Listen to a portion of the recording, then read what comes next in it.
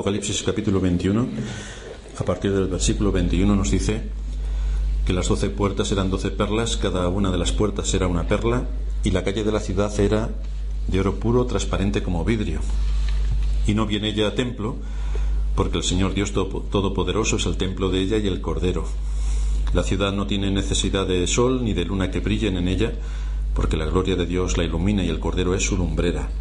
Y las naciones que hubieran sido salvas andarán a la luz de ella, y los reyes de la tierra traerán su gloria y honor a ella. Sus puertas nunca serán cerradas de día, pues allí no habrá noche, y llevarán la gloria y la honra de las naciones a ella. No entrará en ella ninguna cosa inmunda o que hace abominación y mentira, sino solamente los que están inscritos en el libro de la vida del Cordero.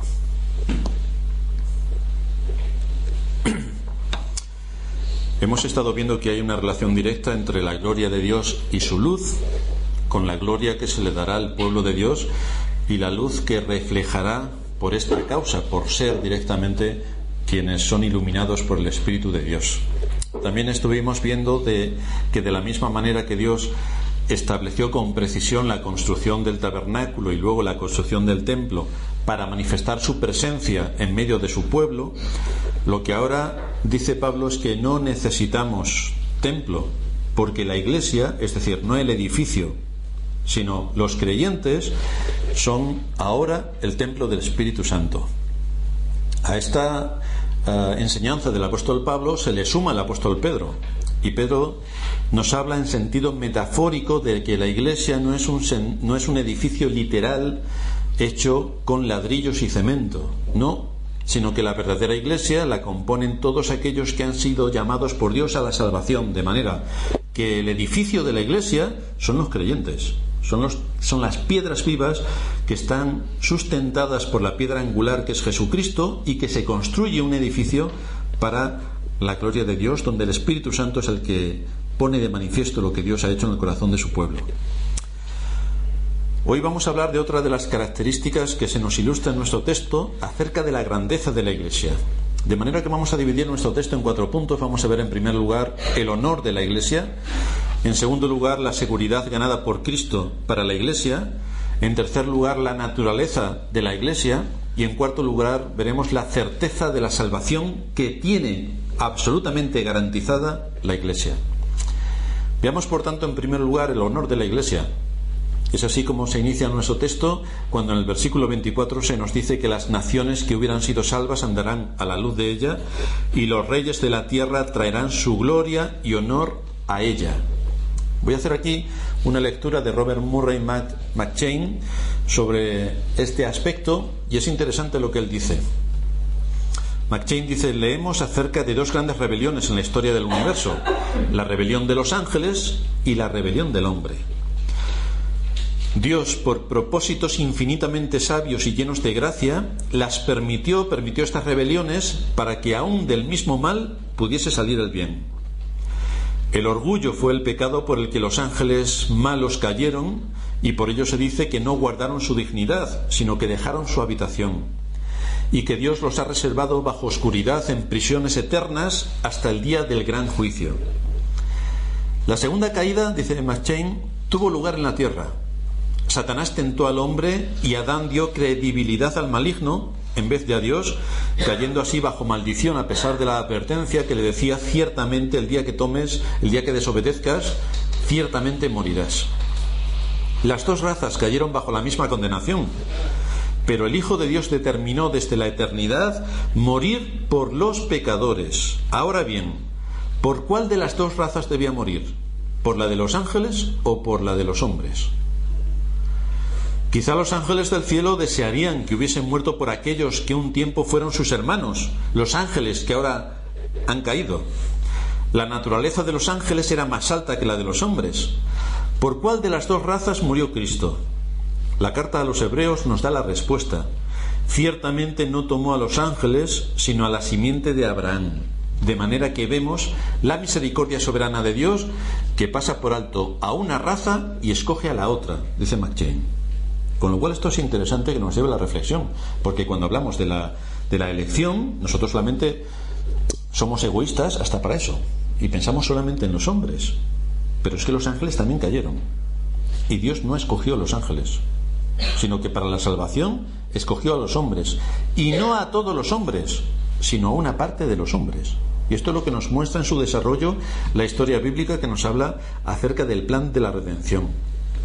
Ciertamente, dice Hebreos 2:16, no socorrió a los ángeles, sino que socorrió a la descendencia de Abraham. Y por lo tanto nos preguntamos, ¿quién es la descendencia de Abraham? La promesa identificaba a la simiente de Abraham, de la que se llevaría a cabo la bendición a todas las naciones. Ojo, no a los judíos. Los dispensacionalistas dicen, no, era algo que tenía que ver con los judíos. Luego, al final de todos los tiempos, todos los judíos se convertirán, habrá una catarsis, se partirá el monte de los olivos y Cristo vendrá a reinar literalmente en un mundo como el que vivimos. Pero esto no es lo que nos enseña la Escritura. Estos son fantasías animadas de Hollywood. Pero otra cosa es lo que nos enseña la Escritura. ¿Quién es la descendencia de Abraham? ¿Quién es la simiente de Abraham? Gálatas 3:16 nos dice que a Abraham fueron hechas las promesas y a su simiente. No dice y a las simientes como si hablase de muchos, sino como de uno. Y a tu simiente, la cual es Cristo. Una simiente. Esto identifica a los que serán salvos. ¿Quiénes son los que serán salvos? Pues solamente son aquellos que están en Cristo. ¿Y quiénes están incluidos en esta simiente? ¿Los judíos únicamente? Ya le dijo el Señor a Abraham al inicio de la historia de la humanidad, en tu simiente, Génesis 22:18, en tu simiente serán benditas todas las naciones de la tierra. En tu simiente, en Cristo, serán benditas todas las naciones de la tierra. Todas, sin excepción. Es decir, no particulariza. De manera que la promesa abarca a toda la humanidad sin distinción de nacionalidades. No es una salvación para toda la humanidad sin excepción, no. Es una salvación para toda la humanidad sin distinción de nacionalidades, porque los judíos, como judíos que eran y como poseedores en un principio de los pactos y de las promesas, ellos creían que solamente ellos se salvaban. Por eso a los gentiles les llamaban o nos llaman perros gentiles. Pero esto no es lo que enseña la Biblia. Y es que Dios tiene pueblo en todas las naciones del mundo. Esto rompe bastante con el sistema dispensacionalista y con los que siguen y persisten y además buscan en su genealogía algo que tenga que ver con los judíos para decir que ellos también son judíos y por lo tanto son salvos. Aquí la salvación no viene porque yo tenga pasaporte judío, viene por Cristo. En Isaías capítulo 9 leemos: no habrá siempre oscuridad para la que está ahora en angustia, tal como la aflicción que le vino en el tiempo que livianamente tocaron la primera vez a la tierra de Zabulón y a la tierra de Neftalí. Pues al fin llenará de gloria el camino del mar, de aquel lado del Jordán, en Galilea de los gentiles. De ahí va a empezar a venir la luz, de los gentiles, de un entorno gentil. El pueblo que andaba en tinieblas vio gran luz. Los que moraban en tierra de sombra y de muerte, luz resplandeció sobre ellos. Si Cristo no ilumina el corazón por medio de su Espíritu, es imposible que nadie se pueda salvar. Y da igual que sea judío, que sea árabe, da igual lo que sea. Es Cristo el que trae la luz, el que ilumina por medio de su Espíritu el conocimiento, y el Espíritu es el que regenera al pecador para hacerle ver la vida.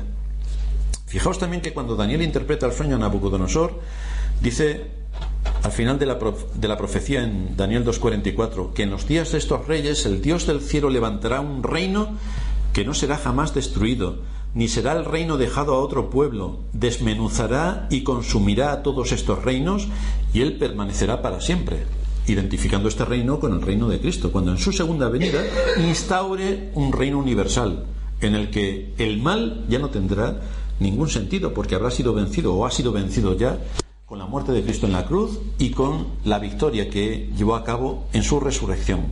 De manera que tenemos un reino que ya ha comenzado en la primera venida de Cristo. Lo estábamos viendo la semana pasada.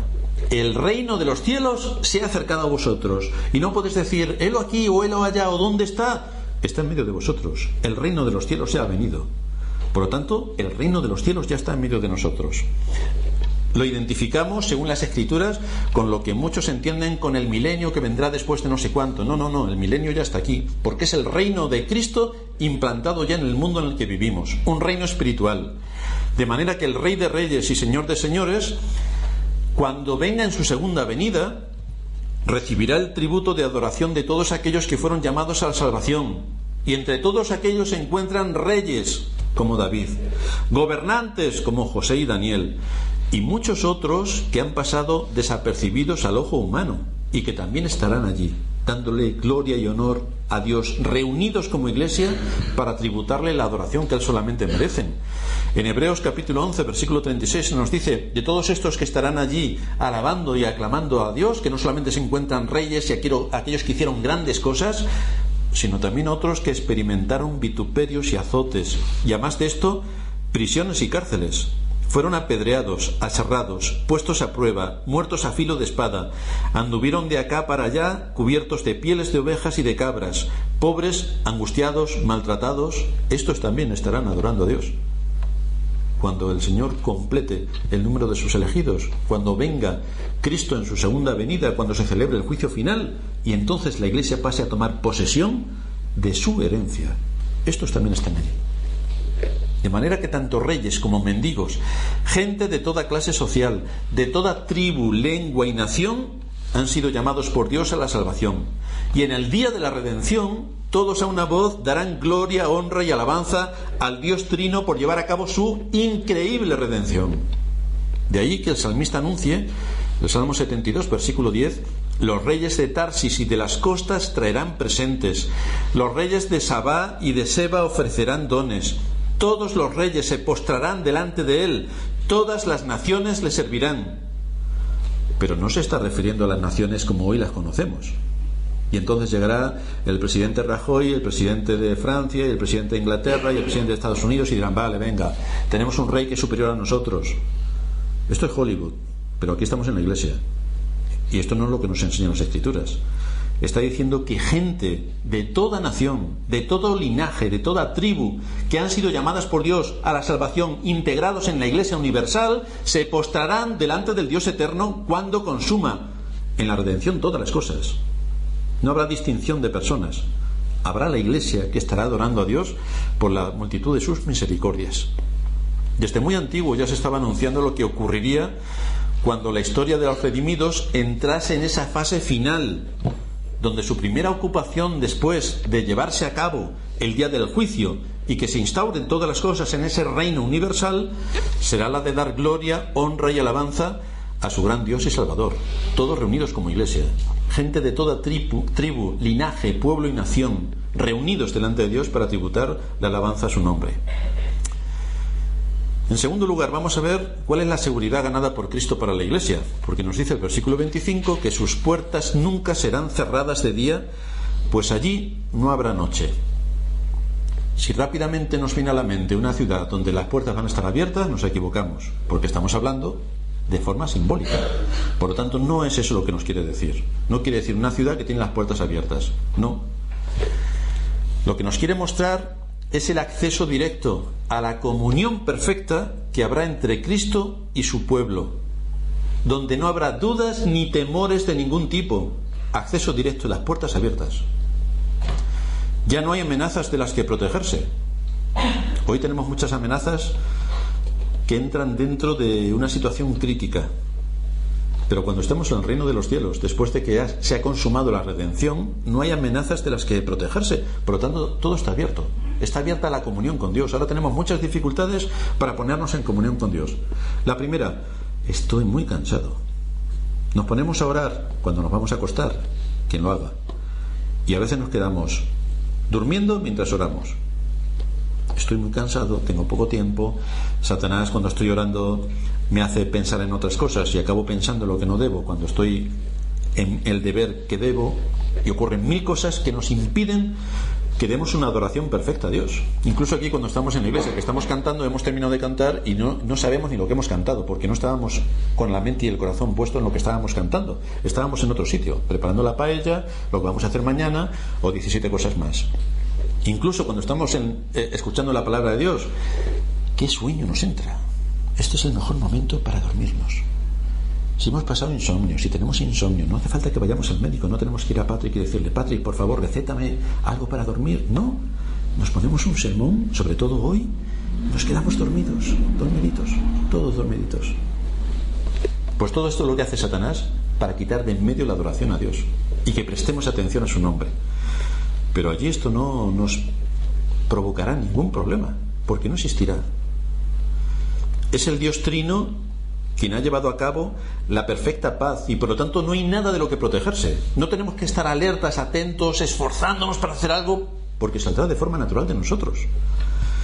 Es Cristo, nombrado Príncipe de Paz, quien ha restaurado la paz en el universo y entre los seres caídos y rescatados por medio de su muerte para hacerlos hijos de Dios. Cristo es nuestro Príncipe de Paz y por lo tanto nos ha dado en herencia el reino de los cielos. Vamos a vivir en paz. Cristo en nosotros, el que ha restaurado la paz. Aquellos a quienes el Padre llamó, aquellos que entregó al Hijo para que muriera por ellos y no se perdiese ni uno, y aquellos a quienes el Espíritu Santo regeneró, son los que estarán disfrutando de su Rey de paz. Cristo, el Rey de nuestra paz. El apóstol Juan toma su ilustración de Isaías. En el capítulo 60 que leíamos antes, en el versículo 11, nos dice: tus puertas estarán de continuo abiertas, no se cerrarán de día ni de noche, para que a ti sean traídas las riquezas de las naciones y conducidos a ti sus reyes. ¿Quiénes serán los que estén allí adorando delante de Dios? La Iglesia. ¿Por quién ha muerto Cristo? Por la Iglesia. ¿Quién ha puesto qué a los pies de la Iglesia? Cristo ha puesto todo lo que es Él a los pies de la Iglesia. La ha coronado de todo tipo de favores y misericordias. Y por lo tanto la Iglesia es la que recibe todas estas riquezas, que le van a servir también para adorar a su Salvador. De manera que en nuestras moradas eternas todo está perfectamente protegido. No hay peligros de nada. Ya no volverá a pasar lo que ocurrió en el paraíso cuando el tentador llevó a cabo su siniestra obra y tanto Adán como Eva, que son los únicos seres humanos, por cierto, que tenían libre albedrío, decidieron hacerle caso al maligno y traer la maldición y la muerte a toda la creación. Ya no habrá esa posibilidad. La Iglesia está protegida. Adán y Eva tuvieron la libertad para decidir entre la vida y la muerte, y eligieron la muerte. Pero desde ese momento el ser humano no puede decidir en un asunto de tal trascendencia, porque ya está condenado. Ya Adán decidió por nosotros y nosotros somos descendientes. Por tanto, lo que hizo Adán afecta a su descendencia. Estamos muertos. Si no viene en ayuda del pecador el gran libertador, no hay nada que podamos hacer. Nada. Pero Dios se aseguró de llamar a su pueblo, de manera que aquellos a quienes llamó, aquellos a quienes justificó y aquellos a quienes glorificó son los que estarán aquí después del gran día de la resurrección en un estado perfecto, sin que haya cosa alguna que haga abominación o mentira, cosa que aquí es lo natural en el mundo en el que vivimos. Oímos de los políticos y decimos ¡guau! Pero si nos mirásemos un poco al espejo, diríamos ese mismo ¡guau! De nosotros. Allí no habrá ninguna posibilidad de pecar, no habrá ningún peligro, porque los enemigos del hombre ya han sido vencidos por Cristo. La muerte fue vencida por Cristo, el pecado fue vencido por Cristo y Satanás fue vencido por Cristo. Por lo tanto, no habrá ningún problema en adquirir nuestra naturaleza espiritual, la naturaleza de Cristo, y dejar la naturaleza de Adán, que está corrupta y es pecadora. Esto guarda su sintonía con lo que nos expone el apóstol Pedro en su primera carta, capítulo 1, versículo 4, donde nos confirma que esta herencia que tendremos en los cielos es incorruptible, es incontaminada y es inmarcesible. Es decir, no se puede corromper, nadie la puede contaminar y no se marchita, no tiene elementos que la hagan envejecer. No pasa nada porque pasa el tiempo. Para nosotros pasa el tiempo, hay alguien a quien no hemos visto hace 10 años y decimos, ¿cómo ha envejecido? Claro, no le preguntamos qué piensa el de nosotros, porque lo mismo piensa lo mismo. Pero con el paso del tiempo todo se deteriora. Pero esto no ocurre en el reino de los cielos.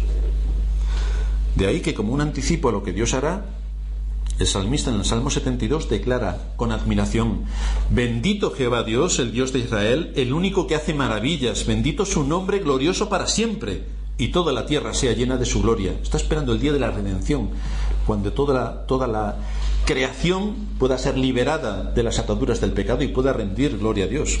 Y en el Salmo 103, el salmista comienza diciendo: bendice alma mía Jehová, y bendiga todo mi ser su santo nombre.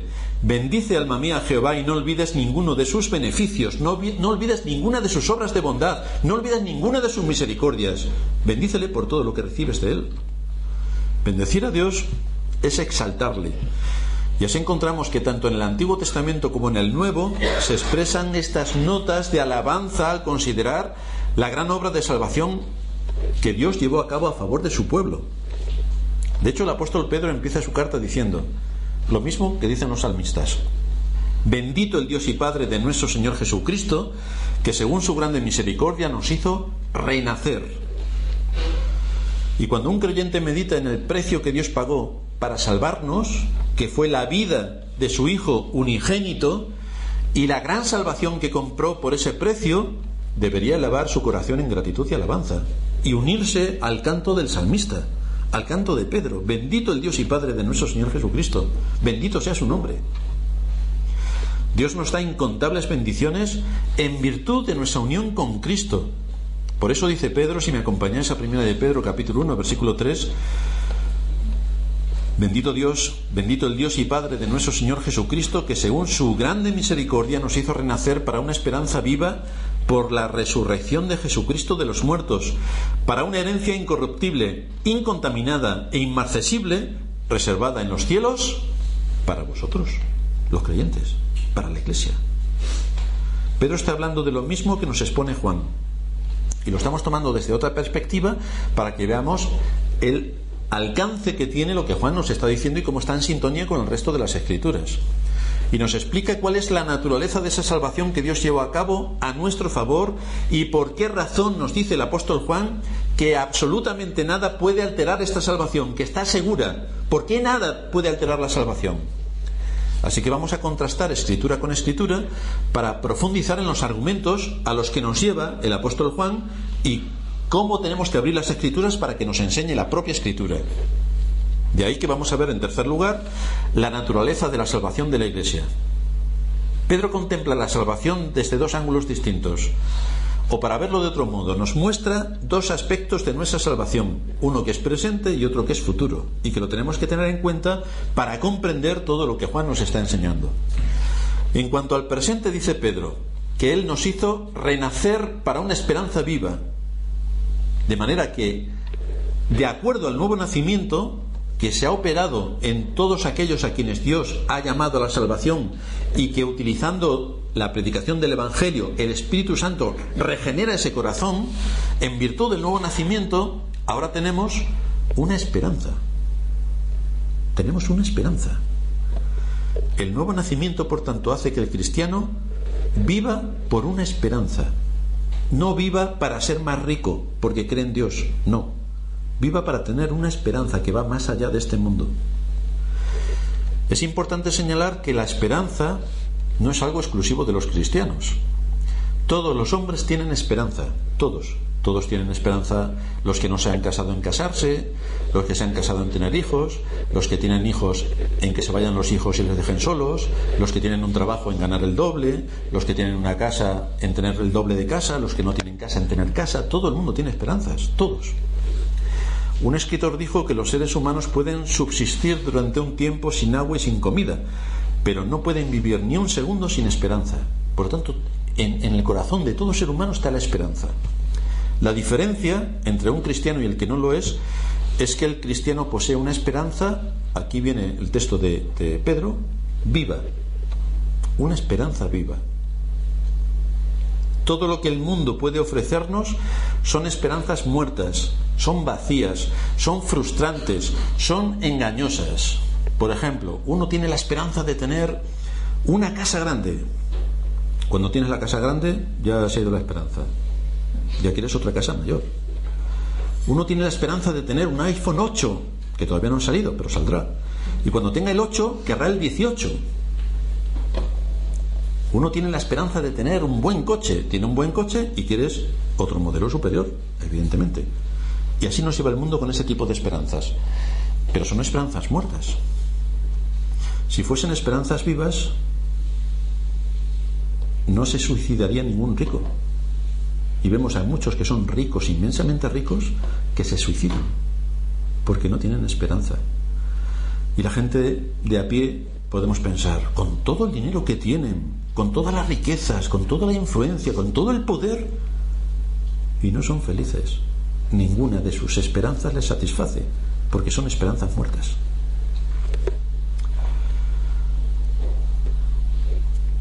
Pero la esperanza del cristiano es de una naturaleza completamente distinta. Esta esperanza, dice el apóstol, no puede ser frustrada, porque descansa en el hecho incontrovertible de la resurrección de Cristo. Por lo tanto, es Él quien nos ha hecho nacer de nuevo, nos ha hecho renacer para una esperanza viva mediante la resurrección de Jesucristo de entre los muertos. Así que ni siquiera la esperanza depende de lo que nosotros creamos. Es la obra que el Espíritu Santo ha hecho en nosotros y nos afirma en tener esa esperanza de que estaremos con Cristo. La resurrección de nuestro Señor es el punto culminante de la obra de redención.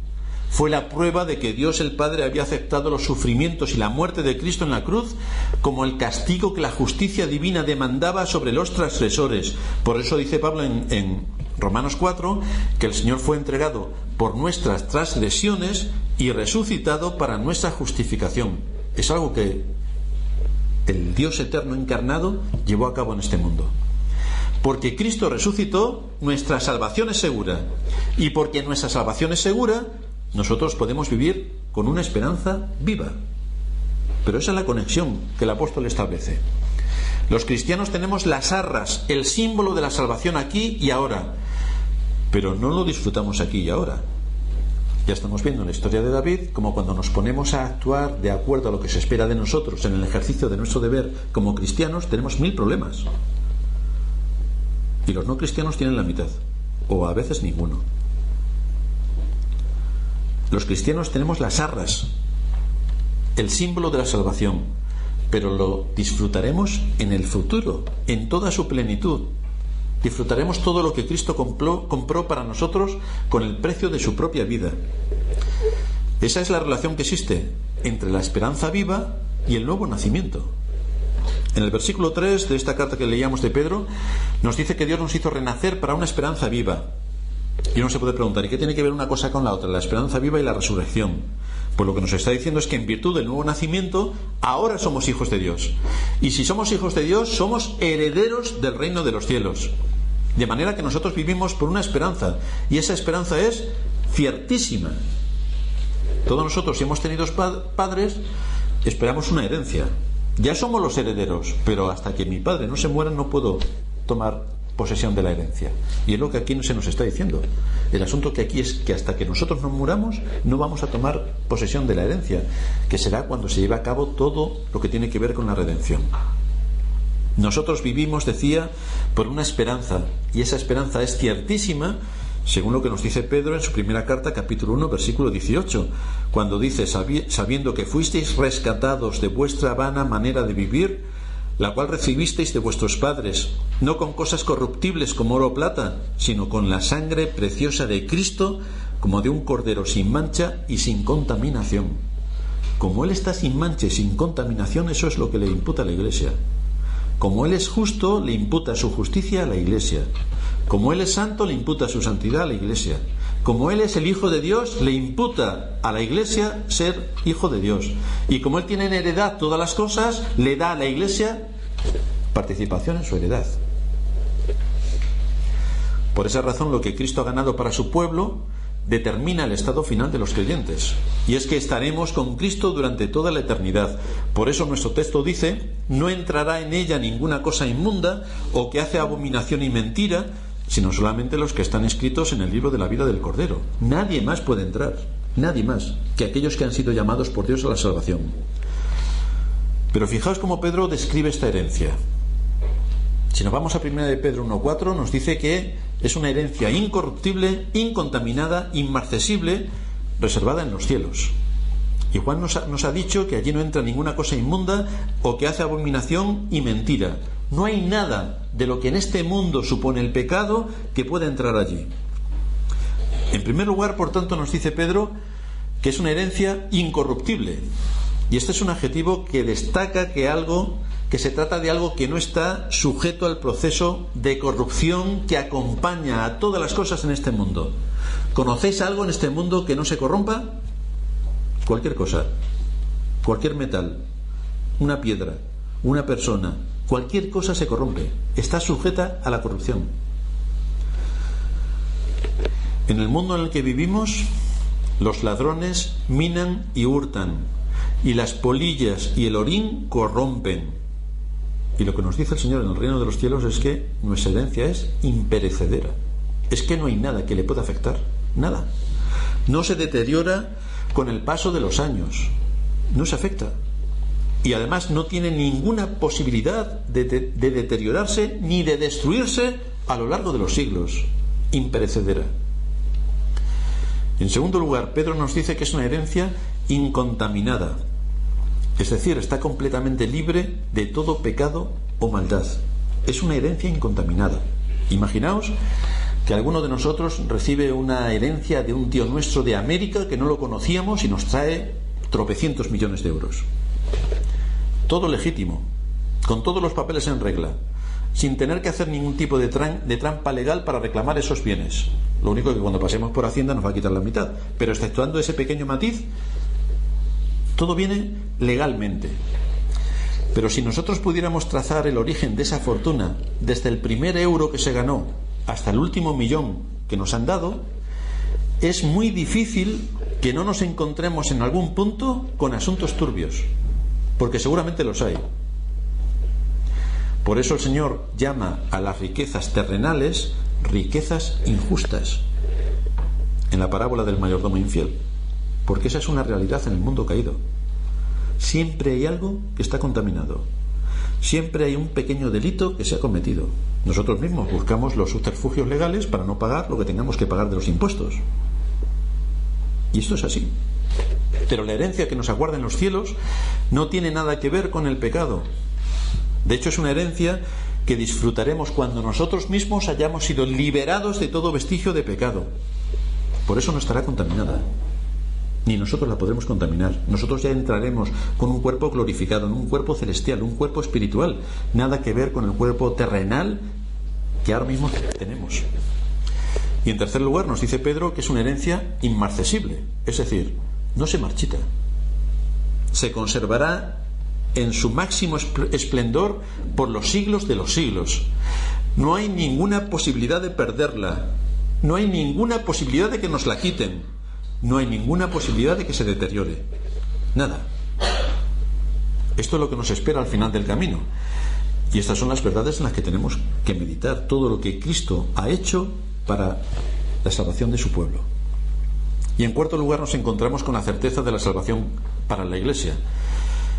En primer lugar nos dice Pedro que nuestra herencia está segura, que es una palabra que significa literalmente que está guardada, que está vigilada, que está protegida, que no hay nada que la pueda molestar, inquietar ni poner en peligro. Y es evidente que Pedro se refiere a Dios como aquel que guarda, vigila y protege nuestra herencia. De manera que podemos ir viendo cómo escritura contra escritura nos va enseñando la unidad y armonía de las escrituras. Es decir, lo que dice el apóstol Juan en su libro de Apocalipsis concuerda con lo que dice Pedro, concuerda con lo que dice Pablo, concuerda con lo que dice Isaías, y vemos una línea que nos lleva a lo largo de toda la escritura para defender y argumentar una doctrina. Esta herencia, dice Pedro, está reservada en los cielos para vosotros. Es decir, Dios está cuidando de ella hasta que lleguemos allí. Pero no solamente cuida la herencia, sino que también cuida a los herederos. No solamente tiene guardada la herencia para nosotros. El Señor dijo: voy a preparar un lugar para vosotros, las moradas celestiales. Pero no solamente está guardando la herencia, no, nos guarda a cada uno de nosotros. La palabra guardar que menciona aquí Pedro es un término militar que se usaba en aquellos días para señalar la protección que tenía una ciudad que estaba amenazada. Y nosotros es así como estamos en este mundo, estamos amenazados. Estamos amenazados por nuestro propio pecado, estamos amenazados por el mundo que nos envuelve con sus modas de pensamiento, y estamos muy amenazados por Satanás. Pues aquí lo que se nos está diciendo es que Dios está protegiendo a su pueblo, que Dios está guardándolo hasta el día de la redención, hasta que entremos en nuestra morada eterna. El enemigo de nuestras almas nos tiene ahora bajo asedio y trata de impedir por todos los medios posibles que nosotros recibamos nuestra herencia. De hecho, nos somete a pecados y nos hace caer en pecados terribles, todo al alcance de su mano para apartarnos del amor de Dios. Pero lo que nos enseñan las Escrituras es que nuestro Dios se ha comprometido a protegernos hasta que lleguemos sanos y salvos al lugar de nuestro reposo. Y cuando estemos allí, nos dice nuestro texto de Apocalipsis, en el versículo 27, no entrará ninguna cosa inmunda, nada. Ni la muerte, ni el pecado, ni Satanás entrará allí. Y además tampoco pueden, porque Cristo ha vencido al pecado, a la muerte y a Satanás. Son enemigos derrotados. Y además se da una nota de alegría, y es que mientras vamos de camino a nuestras moradas eternas, somos guardados. Somos guardados. Y es interesante ver que el verbo guardar se encuentra aquí en tiempo presente, indicando que la protección de Dios es permanente, lo que literalmente se podría traducir como constantemente sois guardados por el poder de Dios. Así es como está protegido el creyente en su camino hacia su ciudad celestial. Y más aún cuando entre a tomar pleno dominio de su herencia, es que no hay absolutamente nada que pueda mover ni un ápice lo que Cristo ha ganado para su pueblo. No hay forma alguna por la que un creyente verdadero pueda perderse y dejar de recibir su herencia, porque no hay ninguna fuerza en el universo que pueda echar abajo esa muralla, esa fortaleza de protección que Dios ejerce alrededor de sus elegidos. Por eso el Señor podía decir en Juan 10:27: mis ovejas oyen mi voz y yo las conozco y me siguen, y yo les doy vida eterna y jamás perecerán, nadie las arrebatará de mi mano. Mi Padre que me las dio es mayor que todos y nadie las puede arrebatar de su mano. Por lo tanto, aquellos a quienes Dios ha llamado es absolutamente imposible que se puedan perder. Y cuando entren en sus moradas eternas, es absolutamente imposible que cualquier cosa pueda perturbar la paz que Cristo ganó para su pueblo y la honra y la gloria que Cristo le da a su iglesia para que more con él.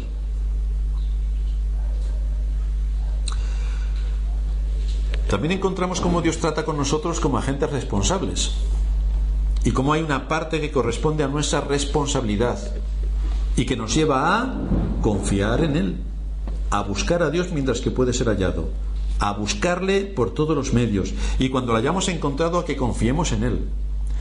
Debemos reconocer que no podemos salir victoriosos en esta lucha descansando en nuestras propias fuerzas, sin ampararnos en Dios en todo tiempo y en toda circunstancia, en medio de las dificultades del camino, en medio de las situaciones terribles que nos envuelven, en medio de las maquinaciones de Satanás que nos hace querer llevarnos hacia unos caminos o hacia otros. Debemos recordar continuamente que tenemos que hacer el uso de los medios de gracia adecuados para que podamos salir de esa situación. ¿Cuál es el medio especial que Dios pone a nuestra disposición para apropiarnos de todos los recursos que Él nos da? Pues la Escritura nos dice que es la fe. La fe juega un papel de suprema importancia en esta lucha, la fe. Y esa fe debe ser ejercitada día tras día hasta que alcancemos, según nos dice Pedro, la salvación que está preparada para ser manifestada en el tiempo postrero. Esta salvación ya está lista, es para nosotros. Pero Pedro la usa aquí para mostrarnos que es una salvación que está preparada. Es decir, que está al alcance nuestro en cuanto se cumplan todo lo que Dios ha previsto para, en el tiempo, de aquí a que nos muramos, de aquí a que Cristo venga, para que pueda ser nuestra. No le falta absolutamente nada a la salvación que Cristo compró para nosotros en la cruz del Calvario, pero aún no se ha manifestado la salvación que obtendremos en Cristo, aún no se ha manifestado. Sin embargo, sí que hay un día señalado en el calendario de Dios cuando veremos a nuestro Señor regresar en gloria y contemplaremos por fin todo lo que Él preparó para el disfrute eterno de sus hijos. Así que podemos tener la absoluta seguridad del cumplimiento de la palabra de Dios. En Apocalipsis se nos vuelve a decir que ninguna cosa inmunda entrará allí, nada de lo que hace abominación y mentira, sino solamente los que están inscritos en el libro de la vida del Cordero. Ese sí que es un matiz, y que viene al final de todo el capítulo. Solo estarán allí, o sea, esto no afectará el que no entrará en ninguna cosa inmunda, ni que hace abominación y mentira, no afectará a los que están inscritos en el libro de la vida del Cordero. Por lo tanto, nos queda la pregunta final: ¿cómo puedo yo saber que mi nombre está inscrito en el libro de la vida del Cordero? Porque son los únicos que estarán aquí. Pues lo puedo saber por medio de la fe.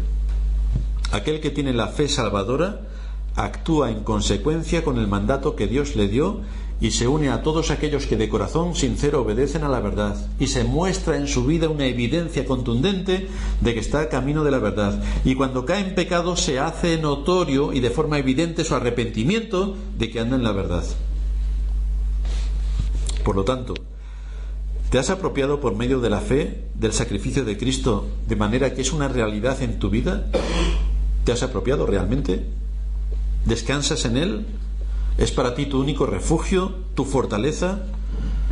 ¿Vives de acuerdo a tu vocación y elección? Y aquí no estamos diciendo que tengamos que ser perfectos y no cometamos ningún pecado. Estamos diciendo que si nos hemos apropiado del sacrificio de Cristo para la salvación, y que también, cuando Dios nos da el don de la fe, nos da el don del arrepentimiento. Si ese don del arrepentimiento también lo ejercemos para evidenciar que Dios está perdonando nuestros pecados. Porque de todo esto es lo que nos habla nuestro texto de Apocalipsis. ¿A qué conclusiones podemos llegar para finalizar? La primera es que tenemos asegurada una salvación eterna, por lo que Cristo ganó para su pueblo en la cruz al derramar su sangre e imputarnos su justicia. Y esto nos debe llevar a estar agradecidos a Dios, a alabar el nombre de Dios por su misericordia y a mostrar una disposición de servir a Dios allí donde nos ha puesto, en medio de nuestras familias, en medio de nuestra iglesia, en medio de nuestra sociedad. Esto es lo que también nos está alentando Juan, la alabanza a Dios por sus misericordias. En el capítulo 5, versículo 9, se nos dice que cantaban un nuevo cántico de Apocalipsis, cantaban un nuevo cántico diciendo: digno eres de tomar el libro y de abrir sus sellos, porque tú fuiste inmolado y con tu sangre nos has redimido para Dios de todo linaje y lengua y pueblo y nación. Todos aquellos que han sido llamados por Dios a la salvación de los 4 confines de la tierra se juntan para esta sesión de adoración, donde todos están perfectos y sin mancha delante de Dios. Pero nos queda un camino para llegar hasta allí, y lo tenemos que evidenciar aquí. Es el Dios eterno quien ha asegurado la salvación de su pueblo. Por lo tanto, Él se asegura de que ninguno se pierda. Dice el libro de Apocalipsis, capítulo 3, versículo 5: el que venciere será vestido de vestiduras blancas, y no borraré su nombre del libro de la vida, y confesaré su nombre delante de mi Padre y delante de sus ángeles. Por lo tanto, hay una promesa cierta para todos aquellos que viven con fidelidad y con la fe verdadera para que puedan entrar en el reino de los cielos. Es Cristo quien nos concede el derecho legal para entrar a tomar posesión de nuestra herencia eterna. Y por último, nos dice Apocalipsis 22:14: bienaventurados los que lavan sus ropas para tener derecho al árbol de la vida y para entrar por las puertas de la ciudad. Bienaventurados los que se unen a aquella gran iglesia que estará adornando las gracias de nuestro Señor. Esta es la gran fortaleza inexpugnable que Cristo ganó para nosotros al morir en la cruz, venciendo a Satanás, a la muerte y al pecado, y resucitando victorioso y poniendo a los pies de la iglesia esta increíble obra de redención. Todo esto es lo que Cristo ha hecho, y es en esto en lo que tenemos que meditar, para que de nuestro corazón salgan alabanzas, salga la obediencia y salga el reconocimiento de lo que nuestro gran Dios y Salvador ha hecho por todos nosotros, por la iglesia. Vamos a terminar en oración.